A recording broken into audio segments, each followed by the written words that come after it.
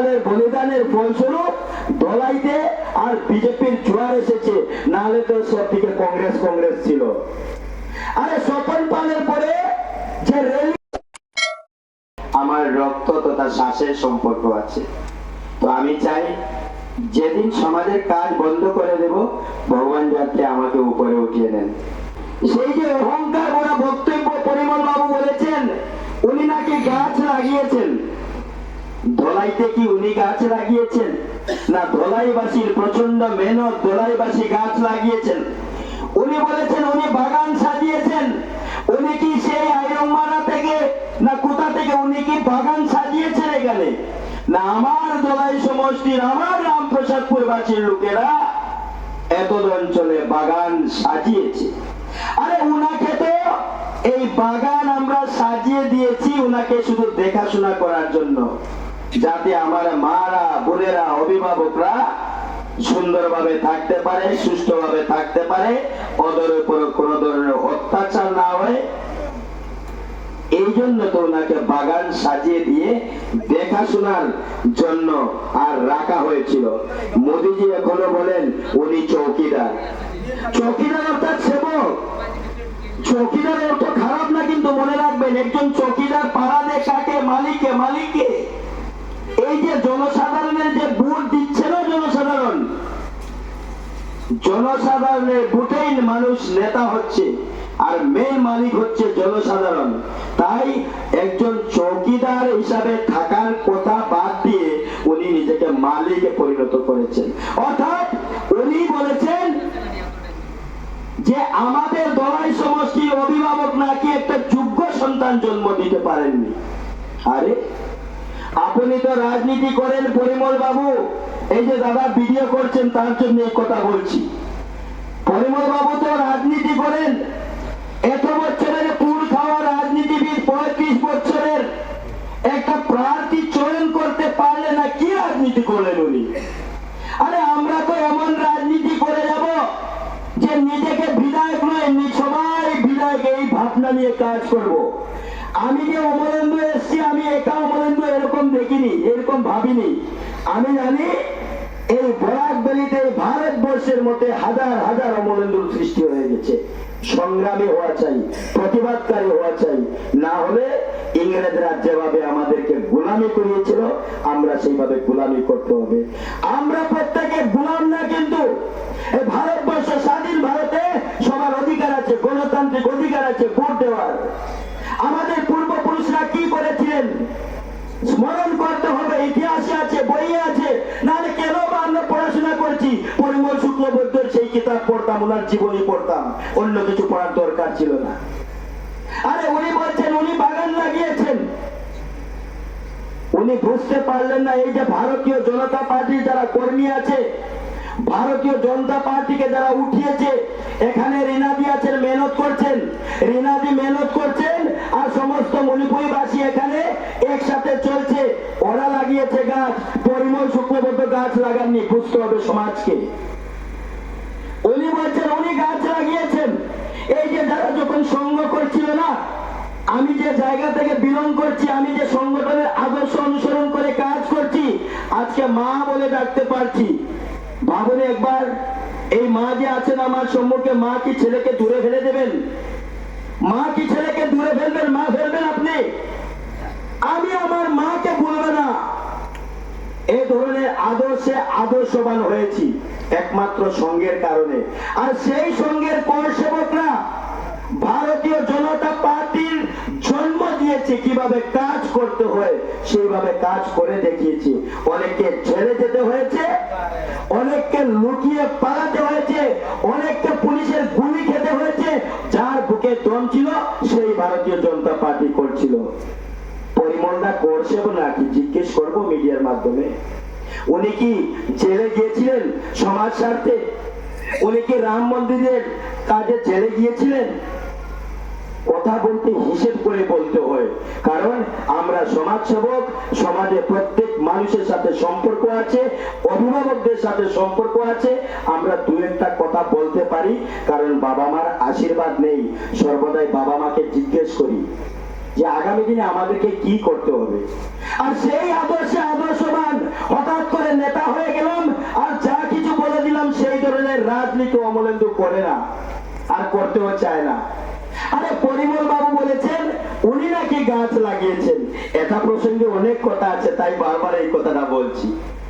উনি ভুলে গেছেন ধলাইতে বিজেপি তখনই উনি বিধায়ক হয়েছিলেন যখন ওই যে ধলাই স্বপন পাল মার্ডার হয়েছিল।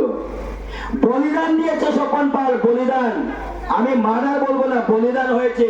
স্বপন পালের বলিদানের ফলস্বরূপ ধলাইতে আর বিজেপির জোয়ার এসেছে, নাহলে তো সব দিকে কংগ্রেস কংগ্রেস ছিল। আরে স্বপন পালের পরে যে র্যালি হয়েছিল সেই র্যালিতে শিবনারায়ণ করি গুলি খেয়েছিল।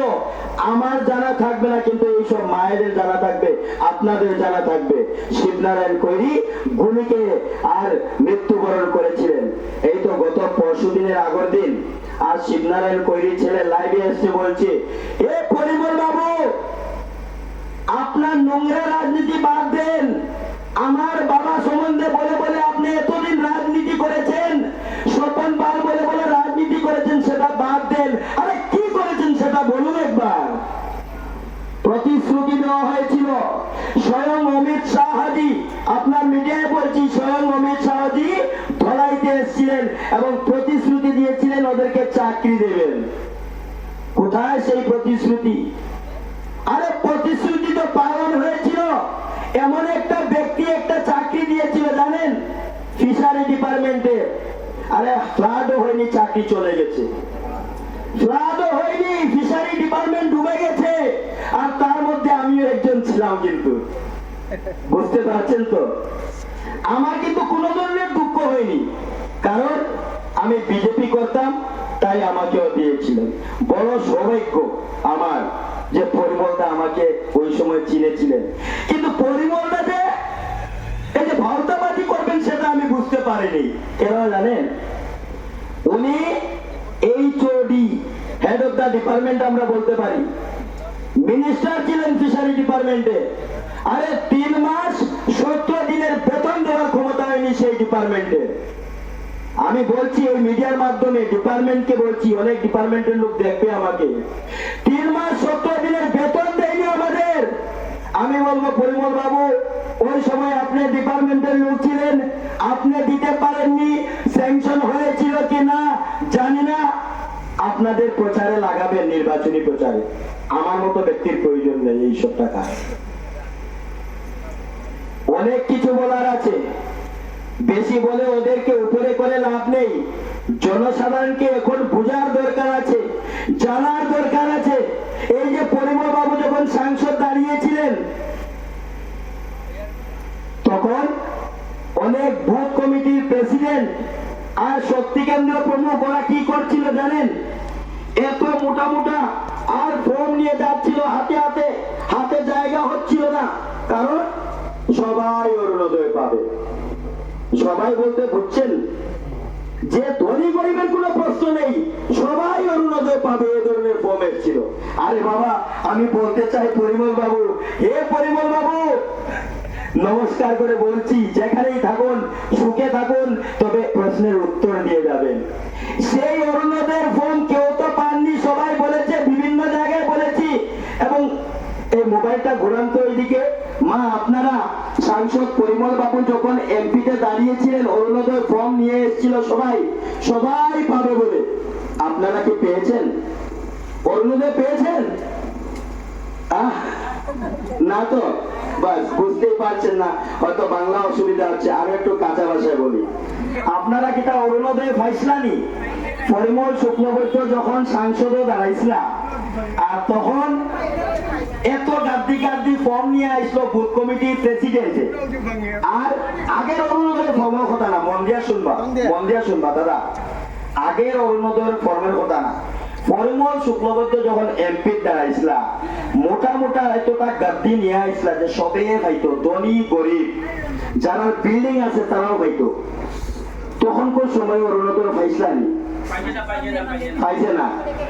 হ্যাঁ, আগে যারা পাইছিল তারা পাইছে। যাই হোক, তখন ওই ফর্মটা অরুণোদয় ফর্ম আছিল না, কই থেকে পাইতা? হ্যাঁ, আচ্ছা, মানে খারাপ হইতা না। যাই হোক, সবাই আপনারা ইনসাল্ট করতে চান না। আরে আমরা কই থেকে আপনারা ইনসাল্ট করতাম? আমরাও তো চাইয়েন না। কিন্তু আরেকটা প্রশ্ন আছে, এইটার প্রশ্ন জবাব দিতে লাগবো। আমার কথার টোনটা একটু বদলাইছি, কারণ খাসা হইলে মজা লাগে, বুঝতে সুবিধা হয়। আপনারা যে ডেইলি গাছ লাগাইছিলাম মনে আছে? মিশা কথা হইবা না মা, ছেলে ছেলে আবদার করবো, মিশা না। গাছ লাগানোর পরে গাছও যে 10,000 টাকা দরবার মাথা গুলো ধরছেনি। যাই হোক, বলো ভারত মাতা কি। এই ধরনের নোংরা রাজনীতিকে জোর থেকে শেষ করে দেওয়া আমাদের প্রধান কাজ। আগামী দিনে 2026-এ আবার একটা স্কিম আসবে, নাম কি বলবো সেই স্কিমের, আমি তো বানাতে পারবো না। যাই হোক, এই যে 10,000 টাকার মধ্যে 1,000 টাকা টেস্ট করা হচ্ছে, বাকিটা এসে যাবে, এই ধরনের আসতে পারে, সাবধান হয়ে যাবে। অনেকে কিষাণ লোন পাচ্ছিল আর অনেকে এখন পাচ্ছেই না। আমিও ছিলাম, 2 মাস পেয়েছি, হিসাব করে নেবেন। আমার বাবার জমিন, আমরা ক্ষেত কৃষি করে আর খাওয়া দাওয়া করি, জমিন আছে আমাদের, আমি পাই না। যাই হোক, বলবো না এটা, আমার কথা দেবেন না মিডিয়ার ভাই। যাই হোক, তার পরবর্তীতে আমি একটাই কথা বলবো,